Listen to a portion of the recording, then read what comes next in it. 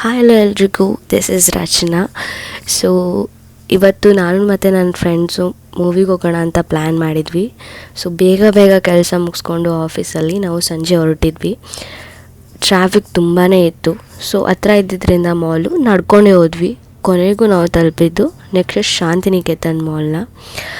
Independence day ಹತ್ರನೇ ಇದ್ದಿದ್ದ ಕಾರಣ ಸೊ ಎಲ್ಲನೂ ಇಂಡಿಪೆಂಡೆನ್ಸ್ ಡೇ ಥೀಮಲ್ಲೇ ಡೆಕೋರೇಟ್ ಮಾಡಿದರು. ನೋಡೋಕೆ ತುಂಬ ಚೆನ್ನಾಗಿತ್ತು. ಸೊ ಎಲ್ಲ ನೋಡಿಕೊಂಡು ಹುಡುಗಿರು ಮಾಲಿಗೆ ಬಂದ ತಕ್ಷಣ ಮಾಡೋ ಕೆಲಸ ಏನು ಶಾಪಿಂಗ್. ಸೊ ಜುಡಿಯೋ ಸೇಲ್ ಇದ್ದು ನೋಡಿದ್ವಿ. ಸೊ ನಮಗೇನೇನು ಬೇಕೋ ಎಲ್ಲ ತೊಗೊಂಡು ಶಾಪಿಂಗ್ ಮಾಡಿಕೊಂಡು ಕೊನೆಗೂ ನಾವು ಹೊರಟಿದ್ದೆ ಸಿನಿಪೋಲಿಸ್. ಆ್ಯಂಡ್ ನಾವು ನೋಡಿದ ಮೂವಿ ನನ್ನ ಪ್ರಕಾರ ಆ್ಯಾವ್ರೇಜ್ ಆಗಿತ್ತು ಅನ್ನಿಸ್ತು. ಫಸ್ಟ್ ಹಾಫ್ ಸ್ವಲ್ಪ ಬೋರಿಂಗ್ ಆಗಿತ್ತು, ಸೆಕೆಂಡ್ ಹಾಫ್ ಸ್ವಲ್ಪ ಚೆನ್ನಾಗಿತ್ತು ಅನ್ನಿಸ್ತು.